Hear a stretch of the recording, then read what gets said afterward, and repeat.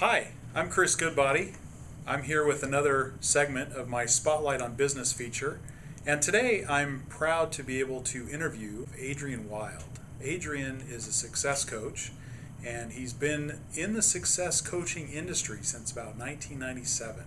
And so he's been doing this for quite a while. He's been in the Portland area for a while, and I was intrigued by Adrian and his business model because I actually had an interest at one point in my life of being a success coach or being something similar in coaching, and always was kind of drawn to that career and thought it'd be great if I could be successful at it. And so maybe I need some success coaching of my own, but I've had the privilege of getting to know Adrian and gotten to see what he does and how he helps people, and some of the things that he said really made a lot of sense to me. And so I wanted to highlight him and what he's doing for people, and hope you find him as fascinating, as interesting as I do. So with that, I'm proud to introduce Adrian Wild, Success Coach. So Adrian, good to have you. Welcome. All right, thanks for having me, Chris. Tell us a little bit about your business. Well, I'm a success coach, and what I do is I help people be empowered to overcome their limiting beliefs. So you've got people that are professionals that are out there that are in a job that they feel stuck, that they're not being able to move forward with, or you've got people that are starting a business and they're really having a hard time getting going with that. Or sometimes people have changes happen, like they'll either have a loss of a business or a big transition that happens in their life. Maybe they got laid off or something like that. So what I do is I help those people find ways to get back into the excitement of life and get back into being more empowered in who they are. Great. So do you have some examples of that? People you've helped do that? Absolutely. I've worked with a lot of different people, and the thing that I find that is very interesting, years ago I used to work with a group home, so you got a lot of people that are dealing with a lot of different issues that are not regular in society. As I've developed this business, what I've found is that I'm getting high-end professionals or people that are very accomplished, and categorically what they do is they seem to be so specialized in their particular area that they are basically attached to those circumstances. So when anything happens, they kind of fall down. So I had one guy that 2007, he had sold off a couple of businesses and he had over $14 million in the bank. He took all of that money and he leveraged it in real estate. Well, needless to say, after the housing crash, he was upside down. After 5 years, he lost everything. So, that's the kind of person that comes to me, is people that are going through that kind of a transition. And his challenge is that he was very attached to the circumstances of his wealth. There's a lot of agreement around that. People are interested in this person, they're very captivated by it. And so he gets a lot of yes in wherever he goes. Well, the money went away, and so did all that fun connection with all these people. So he held that over him quite a bit, and then what I did is I helped him understand that circumstantially his life has changed, but his abilities himself is still the same person. So it's just a matter of being able to tweak that a little bit and understand that just to apply yourself of what you're capable of at this point and not be stuck in the past. Because the past is past, there's nothing you can do about it. Yeah. So another guy came to me and he was having difficulties being expressive in his passion for his relationship with his wife and sharing that with other people. The reason why he wanted to share that with other people is because he really believed that other people were struggling with this as well. And so he wanted to create a program where other folks were able to get the education he did to be able to have the relationship. But he told me this. He said, I've got 3 things going against me. He says, the first one is my father was very reserved. The second one is that I'm an engineer, and the third is I'm English. So he was very reserved in being able to express himself and get out there. And again, that's a conditioning from the past that people try to put into their future because they expect the same results they got from before. So that's what we worked on with him, and we're able to get him turned around. So how do you do that?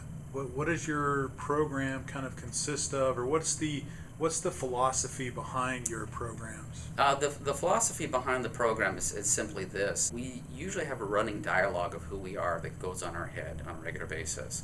And we strive for different circumstances to basically stimulate ourselves out of that, to be inspired by the people, even the power of association. But predominantly we tend to be consistent with whatever we're doing in our lives, and so that conversation doesn't change. What I do is I help people change that conversation. So, and there's a lot of regimented activity that I have them go through and they're accountable to me for, to be able to start changing that conversation with them. So the circumstance that most people are running on is that they want to get things, to be able to do things, to feel a certain way, or as we say, have, do, be. But the reality is that people aren't paying attention to that, especially if people are not in that circumstance yet. So I revert that and get them into be, do, have. So you create the way that you're being as if it already happened. It's challenging because a lot of conversations that we have around us are not conducive to that. They're not saying, boy, I can see that you're going to be a millionaire and very successful with your business. People are already evaluating you based on where you're at. And they're seeing if they can climb onto you to catapult them in whatever they're up to, whether business partnership, friendship, relationship, whatever that may be. If you're not putting off that vibe that you are as successful as you believe you can be, most people don't respond to that. They're not going to be altruistic and help you move forward unless that's part of their character. Yeah. So what I do is I help people change that in the beginning, and then I set up what is called neuro-linguistic programming. I condition them to do that every day, or they condition themselves. I set up an assignment for them to be able to create that in the morning and in the afternoon. And then there's an accountability spreadsheet that I send out for them. And they set up their goals on that. They set up the discipline on that. The only thing is that they have to report that to me. And it's fascinating. You see the most accomplished people in the world start to put that to task, and it's usually all this story comes out. They start telling this big story about why this didn't happen. And again, what's the story?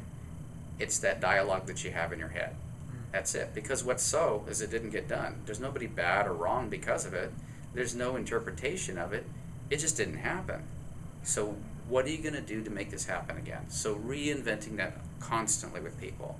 What are you going to do that is, and so they start getting habits in place. They start getting this ingrained into their ideas that they can be the ones that create the reality. They're the ones that can create what they're going for, and they're living into the future, into that, rather than being attached to their circumstances. Yeah. So it sounds like that's so easy, but it's really not that easy, is it? To be able to have those changes take place and to be able to really overcome that dialogue that we have in our minds. Yeah. What's some advice you might give to people to help them overcome some of these challenges of overcoming that voice that's telling them you're stuck in this rut or you're in this place and you can't get out? We love leaders in life. And you think about why you love a leader. What is it about leaders that move you and empower you? It's because it's a better conversation. It's a better conversation about what's possible. It's a better conversation about what you have in yourself and what's available to you. And you look at that person, you say, I can do that too. Maybe the stellar leaders are some people to be really revered, and you don't want to, maybe it's too far away, but there's people that are not even that far away that you look at that can open you up. So the advice that I have is you find that person that you can emulate, or that circumstance that you can completely believe that you can do. And then you put that in your mind constantly. You don't ever let go of it. You always look at this as what is possible for me. And this is the evidence that shows us this person can do it, this person can do it. Or even something as big as like what Gandhi did. He made a declaration that he wanted India to be a free country and no longer a colony of England. Well, it took 27 years for that to happen. Mm-hmm. But he got a lot of collaboration in the process. So the conversation always has to move forward. So getting a good leader, somebody that you can really believe in, and getting into the conversation of other people that have that same idea as well. Yeah. Other people that don't, the people that are working against you. I mean, the fact is that you are not aligned with their thinking. You have your own thinking. So generate your own thinking and then align yourself with other people that have that same thinking. Yeah, that's great advice. So switching gears a little bit, how did you get into this business? Okay. What were the circumstances? Well, I've done a number of different things in the past. I had a real love for math and science when I was a kid, and I thought that I would get into mechanical engineering. And for me, it didn't offer the innovation and the inspiration or the creativity that I really want to have in my life to be stimulated. And I found that I also had a love for psychology. Even since I was a little kid, I used to watch these OPB specials on, and they talk about these different experiments that had conducted, and I found it fascinating. So I had this dual nature this whole time, analytical capabilities and mathematical talent and that type of thing, and then also this great curiosity for human beings and the way that they behave. So I tried mechanical engineering, I got involved in that, and I found that that was not as innovative or personal, and there wasn't any intuition involved with that. It was just very cut and dry. And it's a great career, it's a wonderful opportunity for a lot of people. But for me, it was just much more appealing and satisfying to look at the mysteries of the human condition and really to discover why people do what they do and to empower them to be able to move on from what they've done before. And I mentioned earlier, I did some work with a group home, and I was dealing with people there that were schizophrenics, bipolar disorder, sex offenders, and drug addicts. And I was the conflict resolution specialist at the time in the home.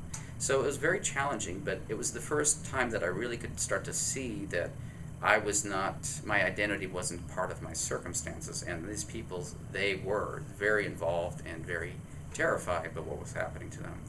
So I was able to craft a way to have a relationship with them, to empower them to be lifted up out of their circumstances so that they could see themselves outside of that, see themselves as bigger than that, and see themselves as somebody that's worthy of something. It was extremely satisfying experience. So is that what kind of led into your shift into being a success coach and coaching? Exactly. I went through that, and then later on I went through 3 years of landmark education and really started to see that the principles were very much the same. And it's across the board, that there's always people that are dealing with things that keep them from really being engaged in life and fully up to what their potential is. And that is being alive, being vital, and feeling free, and having ingenuity, intuition, and creativity available to them in any aspect of their lives. Yeah. So how do people get in touch with you? Where can people find you? Well, I've got a website, adrianwild.com. They can contact me there, and it's got all the explanation and information on there about what I do. Cool. And then they can even set up an appointment on that website. Oh, that's great. Cool. So we met at a leads group networking. We were kind of introduced to each other. And what are some challenges that you face in your business in terms of being able to find people to help, and how have you been able to overcome some of those challenges? Well, the thing that I see is that predominantly most people, especially in small businesses, they want practical solutions to what they're dealing with. And oftentimes they don't recognize that they are operating at a certain percentage of their performance level. So what I found that really is effective is to give presentations, to really open up and let people know what they're dealing with, because everybody's dealing with it. It's an unspoken truth that people carry around with them, and it's not very popular because it sounds like weakness. But the reality of it is that that part of us is being shut down. I went to see a speaker one time, and he was actually a local senator. I can't remember exactly what his name was, but anyway, I went to see this man speak, and he came into the room, and you could just feel the energy that he had coming in. He was powerful. He was in the moment. He was in who he was, and he was able to give that out in this presentation. And it was obvious that this is why he was doing what he was doing. But most people don't have that, and they think that they do. They think that if they play the game along, trying to present and network and everything like that, that limitation they have is not obvious. And it is. It's very obvious to a lot of folks. You can see just in the mannerisms of a way a person talks, if they don't look you in the eye, if they start talking about an agenda that has nothing to do with you, things like that. So when I do presentations and I start laying all this stuff out there, and not necessarily personally, but like talking about the challenges of our economy and how difficult it is for people to be really getting what they want, they realize that they have to do something a little bit different to shift. And that's when I talk about some of the things about the importance of being authentic and being able to speak into a possibility that you are able to enroll other people into. Yeah. And if people are authentically enrolled in that, you're really going to be powerful. That's great. So tell us a little bit about you, Adrian, the person, a little bit something about you personally. Sure. Yeah, I was born here in Oregon. I grew up in Oregon City and moved to Portland about 20 years ago. So I've seen a lot of changes, and I'm an avid outdoors person. I love going outdoors. And I'm very interested in things that subvert the predominant paradigm. There's nothing wrong with consensus if it doesn't limit you. So I'm always looking for other avenues and other references and other points that I can give my clients examples of people that have bucked the trend, and regardless of the financial success or not, they are living a very fulfilled life. So that's a big part of me in what I explore. So I do a lot of different things as well. So tell us something that most people don't know about your business. What makes you different from other people out there that do what you do? The thing that I think that makes the biggest difference is that I'm not a conventional approach. I've studied a lot of things that are beyond what would be considered corporate performance, because the human condition is beyond anything that has to do with our cultural context. I mean, we've been around for a very long time, and we've done a lot of different things. So if that's the case, then how does a person really have the full expression if they're trying to conform? So I have a lot of latitude in being able to address anybody in the vehicle that they use in their cultural context to empower them. If that thing is limiting them, then I can look much, much deeper and find where they really can be. So I've been PC for all my life because I've always seen that the celebration of the individual is outside of any of the conventions in society. And if you can get that, it really means that you're connecting with people out of that convention. What do you mean by PC? Politically correct, Oh, yes. A lot of that going around. Yeah. Yeah, and I think maybe we're coming out of that era a little bit. You think? I mean, that political correctness, it was overemphasized maybe for a while, and now we're getting to a point where it's like, okay, we can relax a little bit maybe. Is that your impression, or is it still real stiff? Momentum shifts in culture have very little to do with individuals. And I don't really pay much attention to that. I don't watch the news. I don't watch any of that stuff. I pay attention to the trendsetters, the people that are trying to open people up and be empowered. You know, that's what's important to me. So a person can look into a possibility beyond trends, beyond the limitations that they see in the cultural context, and really find themselves. So that's incredibly important to me. So you seem like a very focused individual, very intense. So where does that come from? What brought you to that? Have you always been that way, or is it something that you've kind of worked on, or how have you gotten there? Yeah, I've always been pretty idealistic and love to challenge the masses and things and advocate for change in the world and really taking things on so that people are... There's a quote, I can't remember the name of the guy, but it's be bold and courageous in life, for when you're old and gray, you regret the things you haven't done more than the ones you have. And I'm very committed to that because I think it makes a huge difference. And that's what we do, you know, it's like you're laying there old and gray, and you're looking back and thinking, yeah, this is great. Nobody's really wishing that they would have spent that extra $1,000 on the suit so they could impress people at the office, or spend the extra 1,000 hours of work every year so that they could get promotion to be liked by lots of other people. They would rather spend the time expressing themselves, loving their family, exploring life, and getting to know themselves better. Yeah. I mean, that's really what we're doing. So. Yeah, I have similar beliefs in terms of taking care of the important things and looking for ways you can make improvements in your life. And that's, something I believe very strongly and I can kind of relate to. And I think that's maybe what kind of drew me to be able to talk to you and have this interview and ask you to do this. And so I appreciate you taking your time. Is there anything you would want to leave with people watching this video that may have other questions about this industry? Because it seems like when people think of a success coach, there may not be very much information that people have about what it is you do and how you help people, and maybe what kind of people you work with. I mean, you've kind of answered that a little bit with some examples. What is it that you're looking for? Where do people usually end up that end up coming to you, and how does that work? Well, there's a number of different points there. The first thing that I wanted to say was that as far as advice about looking into the industry and finding people that work with you, I think the most important thing is that you do your research on the people. And then you get somebody that you like that empowers you. And there's people that will push you a lot harder than you want to go. You may not want to be with them, and other people that are just comforting you, and you know that that's not enough. So whatever level that you're at, that you feel you can handle, that doesn't throw you completely out of whack, that's who you want to work with. And of course, that's after you've seen the reviews of the person, you've seen these different people that they work with, and you appreciate their methods. Yeah. So I would recommend that. As far as my people that I work with, I'm very focused on making sure and working with people that are professionals, that are dealing with the challenges of making some transitions in their life. Either they want a promotion, or they've been laid off, or they're just stuck and they're not sure what direction to go in. or they're a business owner and they don't find the power to be able to move forward and really make things happen for themselves. Cool. Well, Adrian, I really appreciate your time and this opportunity to visit with you. And so I guess if people want to get more information, best place to go is to visit your website. Yes, absolutely. Thank you, Adrian, very much. Appreciate your time. You betcha, Chris.